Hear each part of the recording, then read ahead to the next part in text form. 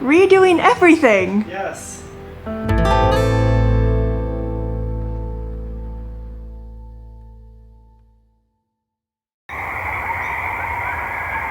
In the tall trees where the coyotes howl and the frogs sing into the night, there is a big metal shed, and inside is a boat. That boat is where this story takes place.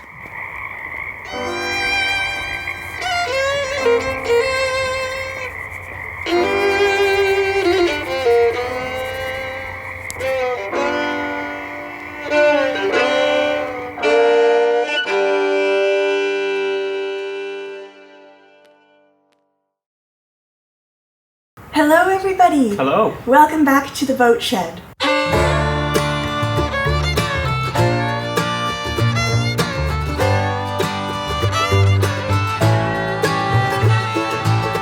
This is partly an exciting episode because it's sort of the one where we find out the true condition of the boat, and it's also a daunting episode for us because this is where we figure out how much work we have ahead of us. So in the last episode, we took you through our first look at the boat, and on first sight, the boat presents really well. The paint is fresh, things are looking good.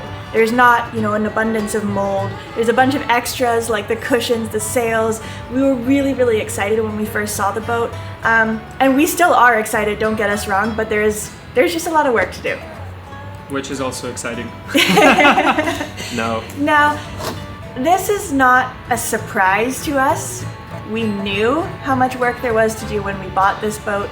Even though we bought it sight unseen, we did have a lot of information about its condition. And before we go through the survey, we're gonna take you through what we already knew about the boat. Yeah, it's pretty windy today. And the power just went out before, so yeah. Excuse that extra noise, but I think it still works, and it's more like being here live, so that's how it is right now. Yeah, we started filming an intro over there. We had a light set up, and then it all went out in the middle of filming. Came down.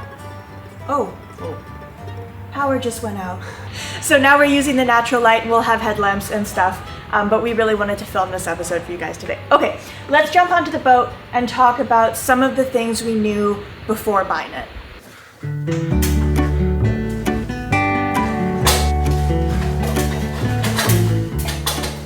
Welcome on board. So, one of the things that we did when we were thinking about purchasing this boat is, of course, to research as much as we could about Cape George boats themselves and how they're constructed. Now, the Cape George boats are built at a yard in Port Townsend, Cape George Marine Works, and in our opinion, it's one of the best boat yards we've ever seen. The quality of work coming out of that yard, the attention to detail, and the love of this traditional strength and elegance and not cutting corners is really second to none. We're really impressed by that yard. However, when it comes to the actual Cape George boats, there's actually quite a bit of variation in them because they are not all completed by that yard. It used to be the case, and perhaps it still is if you asked, I'm not sure, but people would buy partially completed boats from the Cape George yard.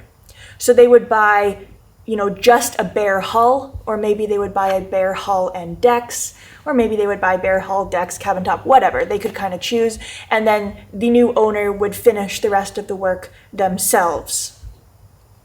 As you can imagine, this leads to huge variations in quality amongst all the Cape George boats. The yard finished Cape George boats are really second to none in terms of quality and still sell for really high prices. But the owner finished boats, they sort of run the gamut. And as you can imagine, this is an owner finished boat. So it has a lot of those issues that one might expect of a boat that hasn't been professionally finished all the way through.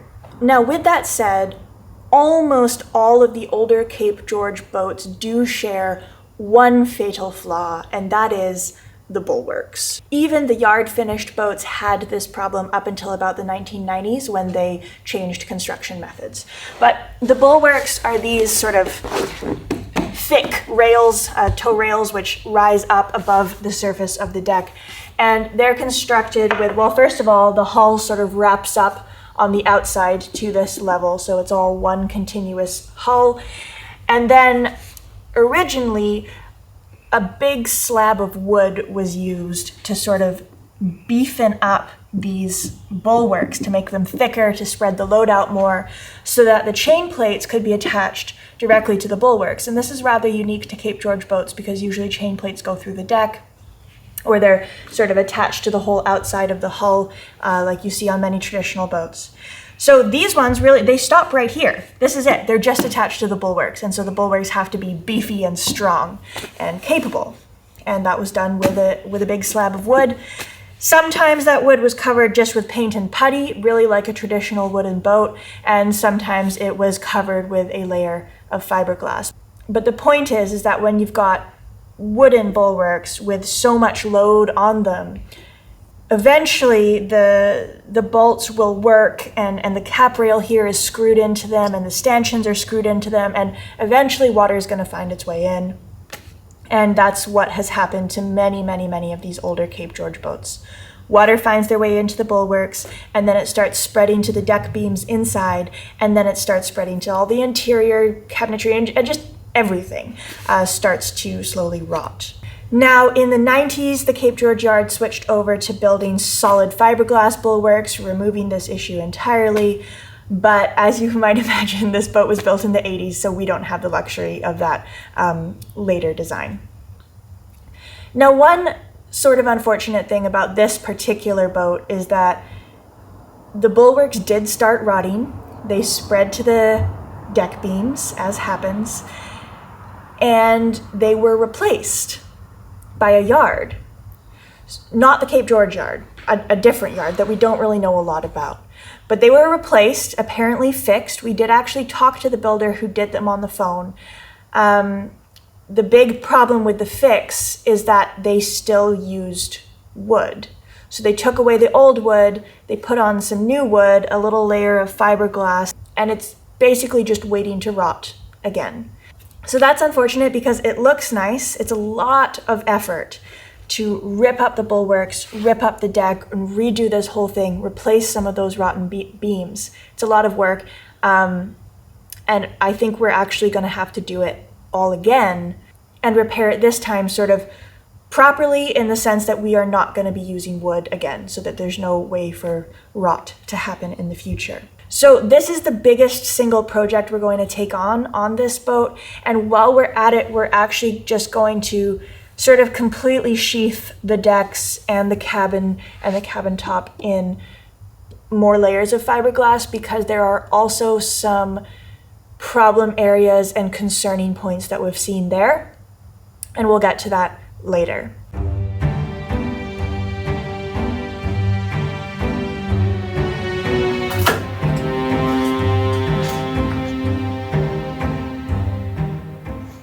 So here you can see the construction of the boat quite well, actually. So hand-laid solid fiberglass hull, and here you can see the insulation PVC foam that is bonded to the hull and then fiberglassed over again. This is called a beam shelf, and this is actually where the deck beams lay on. So structural part, and this one is fiberglassed over. This is the carlin, where then the half beams are set into, and this is the actual decks. It's plywood on top of these deck beams, and that is fiberglassed over from the top. So that's what you saw just before we came in here. And the problem is, of course, when water comes in at the bulwarks, it affects everything that is wooden in this area, that being the blocking, which are these sections in between the beams, that being the deck beams themselves, and of course the plywood of the decks. And of course the repairs that have been made from above deck were being done because water was starting to seep in, and it was starting to affect the plywood, the blocking, and the deck beams. Unfortunately, it seems like they didn't go through the effort of cutting open the decks and getting access from the top, because then you have a much easier way of replacing everything. These half beams are set into the carlins, so you have to set them in from above. These blocks, the blocking here is usually also set from above, and they have replaced some, not all of them, so it looks beautiful from the outside, but not everything has been addressed on the inside, and that is still clearly visible. This blocking here, for example, was not replaced, but as I poke in, it completely turns into mush. You see that? So here, for example, you can see the difference in color of the blocking. This one is an original still, and this one instead is a different kind of wood. Looks like an exotic hardwood, so they have replaced some as they were doing the repair. But I think another downside of repairing from inside and putting in the blocking from this orientation instead of from above, they didn't become very accurate. There is big gaps around, and since they're called blocking, they want to prevent movement in the beams, flexing of the deck. As there are forces applied and the boat starts flexing minimally, this can all lead to tiny cracks in the paint and the fiberglass, which again can lead to water seeping in. So here you can see there's absolutely no gap, and we're hoping to do that similarly to this by getting access from above. The good thing is we knew about this. We had tons of photos and they show exactly the same size. And one thing that we couldn't quite survey enough from the photos we got were the bulkheads. There are some clear signs of water intrusion, but they didn't lose all their strength yet. But yeah, definitely compromised in this area. I should also mention that one thing that we weren't at all concerned about before we bought the boat, and we haven't even spent any time looking at yet, is the electrical systems and the plumbing systems. All of that we plan to replace and completely redo ourselves, so we really don't care what's here now. That's all just going to be removed and built up again. Yes, I agree. This is a very different survey because we're only looking at the structural issues, and this boat came pretty naked, I might say. So there is no instruments and electronics and generators or other gear that you might inspect in a normal survey. But one of those other items we also knew from the start that it pretty much has to be redone, and that is the engine. And with redone, I don't mean fixing it. It's quite an old engine. I'm sure it did just fine 30 years ago, but we do know that they are very underpowered for this boat, and nowadays there's no more spare parts, and even if there might be some pride in getting something old running again, we want something that is reliable into the future and that we can source spare parts for. I'll open up the engine bay here, take the covers away, and we'll have a look. Are you trying to get the power working? Yes. Let's try just that. Should it be on? Should I try a light? Yeah. Oh. Yeah? Nope. No? Oh, there we go. Hey, we've got light in the boat. Yeah. Hey, that's nice. Haha, we got light in the engine room. Really? There's a light on in there? That makes it easier. Cool. Let me see if there is a latch. No latch. It's a very specialized joint, the yank on. Oh my god.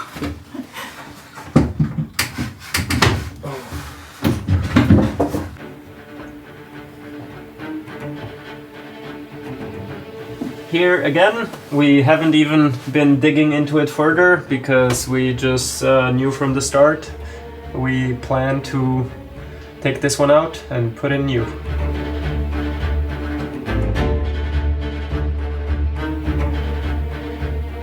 I'm sure it can be taken as a challenge, and I'm sure it can be repaired and get running again, but we are replacing it for different reasons.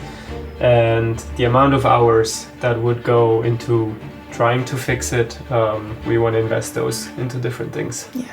So yeah, it has been disassembled. We don't know why. 10 years ago we knew it was still running, and it hasn't been running since, so we really wonder why it has been taken apart. Maybe it had water damage, and I don't know, it wasn't winterized properly, I have no idea.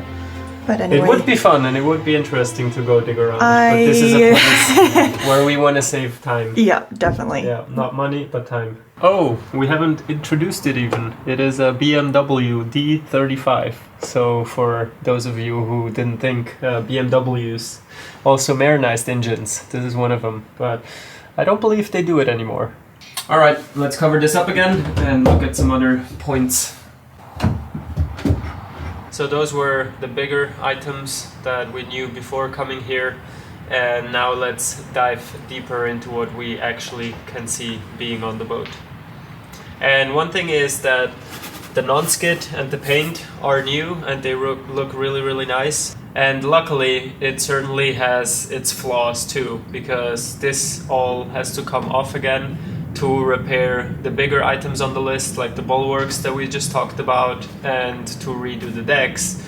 But I don't feel too bad about ripping it all open, because not only is there bigger underlying problems, but also looking closer at the finish, there are certain flaws. So I've been tapping away at it, and there is many hollow spots, especially around the portholes. As you've heard us say now, everything wooden is protected by a cover of fiberglass, and somehow either not being done properly or age or something not sealed correctly and water seeping in has led it to delaminate.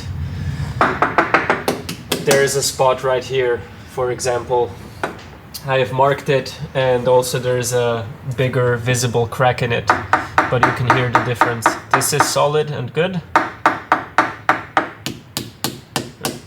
This clearly sounds hollow. So I've been tapping away at the hull and looking at major and minor defects.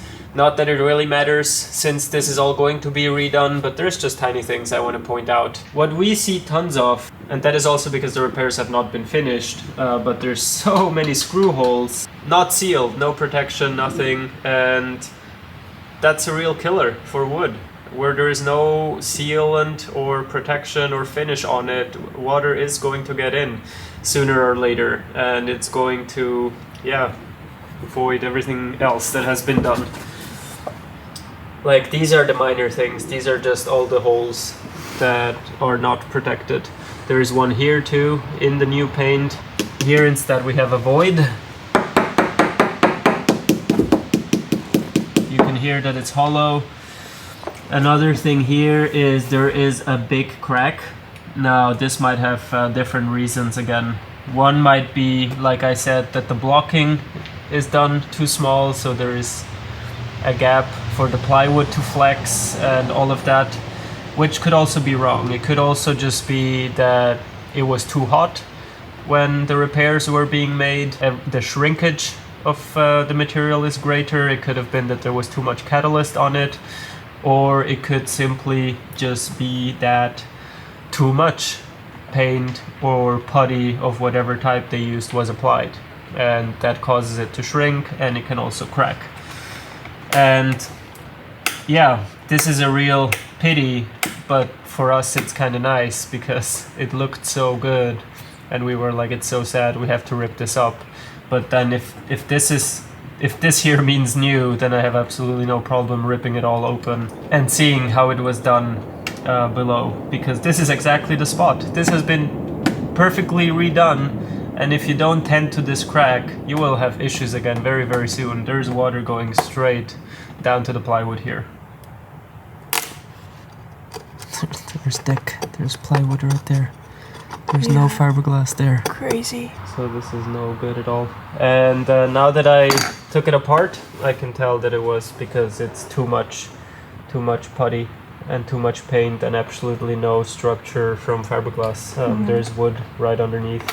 But one thing that all these cracks are definitely telling me is that we will be adding more fiberglass to it to tie everything together, waterproof it, and also give it some structural strength. Things have done more cosmetically here. More hollows. This can be very serious because water can just go over there, or maybe the hollow is caused because water is already getting there.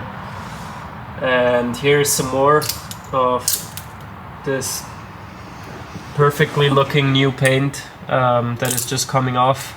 Yeah. And it's a mix of water getting to it from a tiny crack. Here's another bubble.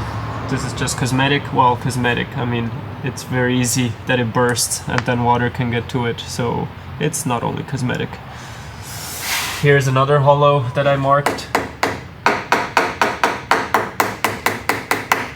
And I can see a crack forming already, because as it bubbles out, of course, it loses a lot of its strength as it's a lot thinner.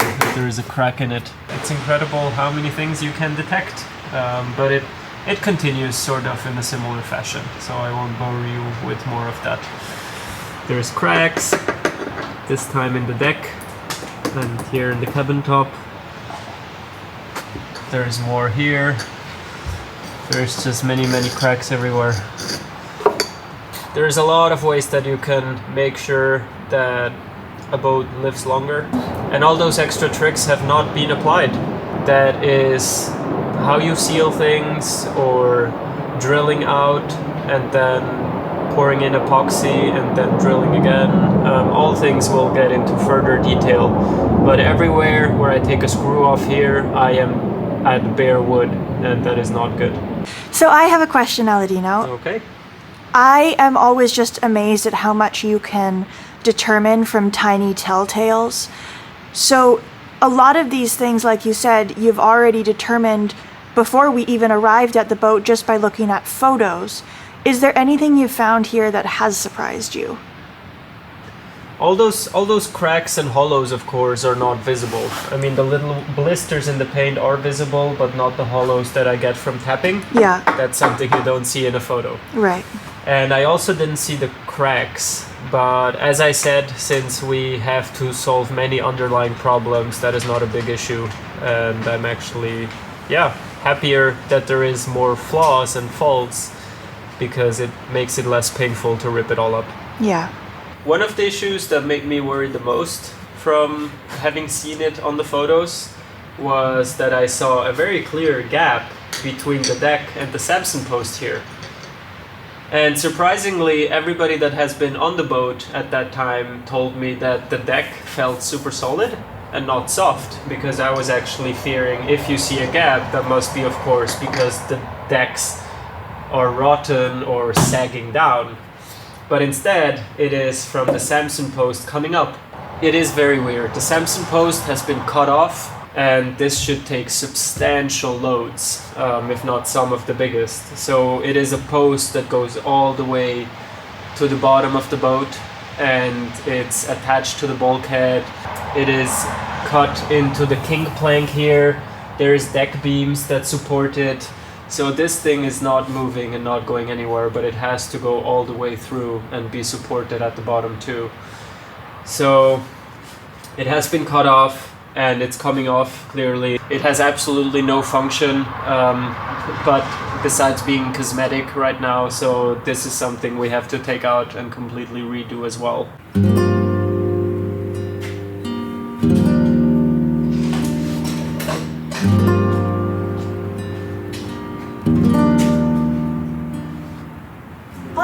So that's where we're going to end this episode. I think you've got a better idea now of the amount of work in front of us, which of course we're going to be documenting and bringing you along as we discover new things and all the challenges that will undoubtedly arise. But I sure am happy that we've got someone with as much experience as Aladino working on it, and I'm excited to learn about all of these repairs as well. Now, there's a lot of things we didn't even talk about in this survey. So for example, we didn't even touch on the through hulls, which is typically something you would want to pay careful attention to in a survey. They're all seized from the inside, I did check that.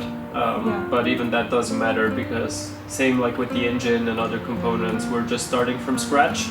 Exactly, and that's kind of our philosophy from the beginning, is we want to buy a boat for a really, really low purchase price that we can then sort of make new and make safe.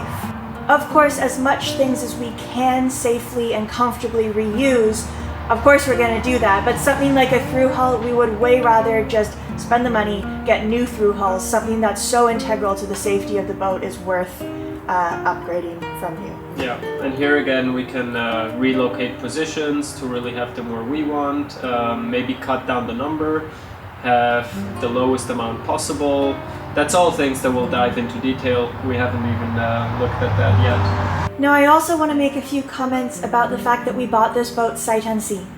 This is not something that we typically would recommend to anyone, and our situation here was extremely unique. Basically, we asked ourselves the question, for this price, for this boat, in this circumstance, is there anything that could be wrong with the boat that would make us not want to buy it? And we basically realized that we're willing to do everything.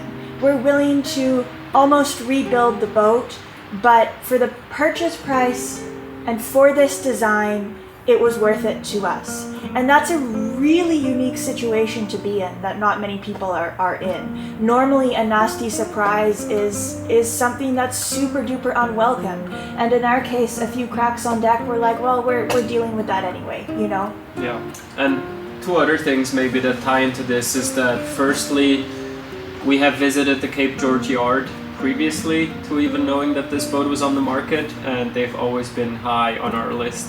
They stand for superb quality and craftsmanship. I mean, of course, there is flaws in a 30-year-old boat, and the biggest compromise... More than that. It's like 40. Yeah, but the biggest compromise maybe is also that some of the Cape Georges were owner finished.